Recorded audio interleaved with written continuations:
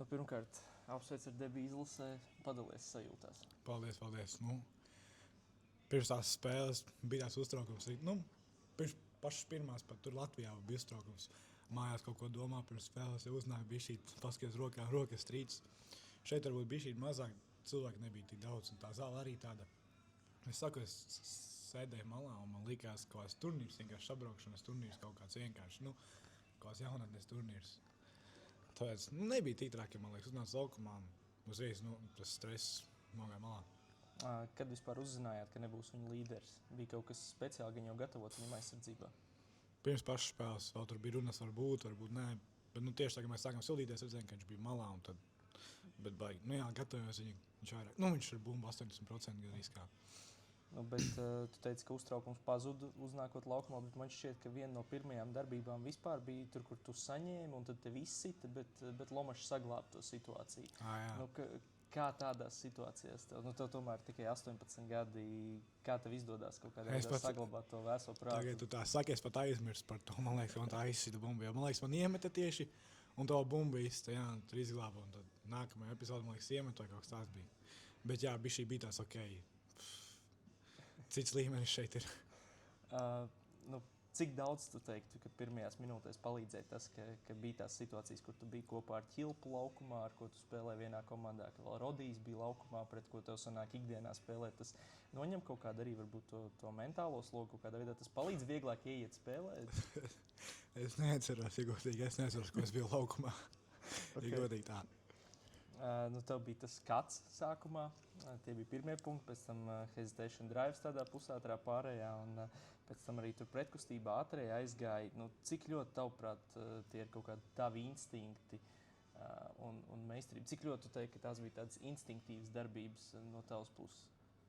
Tas skats varbūt tāds, es redzu, ka ir brīvs. Jo zini, kāds varbūt jaunāks, varbūt palikt ārā, tur gaidīt. Jā, tas arī trēņos pie vēfrīgas ir tā, ka ir kāds, es skatoju, bet varbūt tas, ar kreiso roku tas ir mans vairāk. Ar kreiso roku man patīk vairāk nekā ar labo, ja godīgi iet. Tas ir mans, bet tu, ko trešos iemet tos punktus, tas bija šī ātrajā, domāju, varbūt piebrīsums, bet redzēju, ka kaut kāds garāks, lempīgāks drusku bija tas garais. Un tāpēc arī pretkustībās. Jā. Es pieļauju, ka tu vēl nedzirdēji studiju, bet tavs treneris Mārtiņš Gulbs puslaika studijā Latvijas televīzijā teica, ka tu 4 mēnešos esi principā piepildījis katra jaunā basketbolista sapni. Labs 18 čempionāts, debija VEFā, tad arī viņš izcēla to pirmo spēli arēnā, kur tev bija tāds varbūt pārsteigums, un tagad izlasē, un arī citējot viņu, ka tu esi sapnī.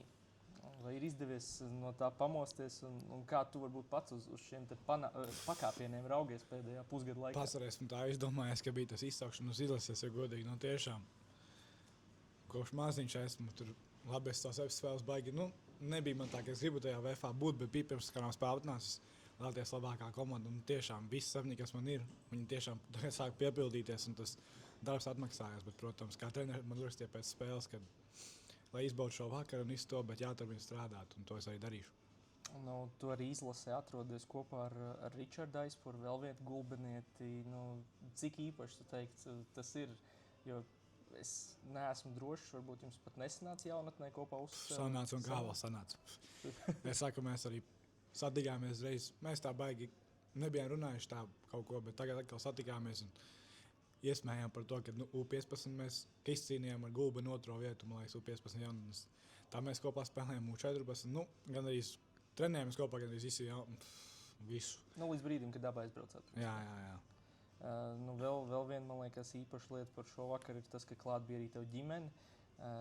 Cik īpaši tas ir, ka viņi var būt klāt šādos momentos, kad tu izēji pirmo reizi laukumā izlasē, kad tu gūst pirmos punktus. Varbūt arī, kad viņi vispār izlēma, ka brauks līdz uz Austriju.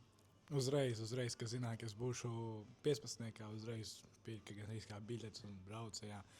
Bet, mamma varēja redzēt uzreiz priecīga, teica tāds, varbūt neizrādās emocijas, bet arī bija ļoti priecīgs un mazais brālis, viņš skatās ar atvērtu muti, man liekas, un arī sapņo par to pašu.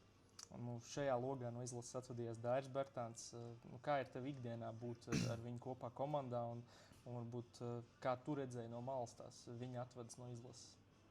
Ar viņu ikdienā, tas ir godīgi nereāli. Kā viņš visu dara, ko viņš, es esmu teicis, kā viņš par sevi vēl šajā vecumā. pēdējās sezonās, kā viņš par sevi rūpējas. Šajā pašā iesaulās pirms treniņiem, pirms spēlēm. Man tas ir godīgi jāmācās, jo man tā rutīna nav diezko tāda perfekta, bet jā, nereāli. Nu, un tas, kā no viņa atvadījās no izlases, cik tas bija tev varbūt emocionāli. It kā tavs pirmais loks, varbūt neesi bijis izlasē iepriekš, kas ir loģiski, jo tev tikai 18 gadi, bet tu arī to uztver varbūt ar tādu pašu emociju uzplūt, kā arī pārējie. Protams, jā, un es arī galvā aizsapņojos, ka varbūt man tā arī varētu būt kādreiz. Vienkārši jāturpina strādāt, tas pats jādara uz laukuma, tāpēc jā. Bet šodien jau bija pavisam cits kapteinis, Rihards Lomašs. Ko viņš teica? Bija kaut kas īpašs no viņa šodien, kaut kas atšķīrās no iepriekšējās nedēļas un spēles pret Nīderlandi? Nē, pirms spēles varbūt bija tā uzruna, bet bija godīgi tāda forša uzruna, tāda Lomaša veidīga, jā. Tev kā jaunajam kopā ar Aizpuru jums ir tagad arī kaut kāda pienākuma izlasē, kaut kādas jauno lietas? Ja godīgi tagad pat nav klubos man ir, protams, tur jau dažreiz, piemēram, tie paši koferi Jānis kaut kas tāds, tur pēc spēlēm kaut kas jādara, bet šeit, ja godīgi, vispār nav, es jau ceru, ka kaut kas kaut ko pateiks, gaidu, ne, es ceru, gaidu kaut kas pateiks, ņem šo koferi, bet nē, stāvs visu paņem un es godīgi, jā. Un noslēdzot, tu esi aizvadījis savu pirmo nedēļu ar pieaugušo valsts vienību.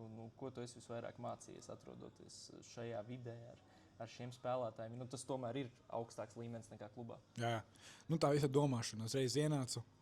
Protams, tas laiks ir mazs, un tāpēc arī tā samet visas tās lietas, ko mums vajag darīt. Bet jā, noteikti tā domāšana.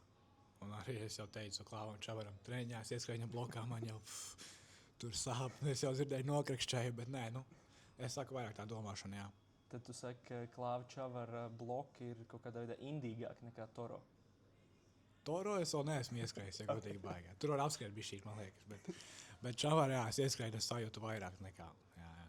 Ok, super. Lielas paldies tev. Lielas paldies.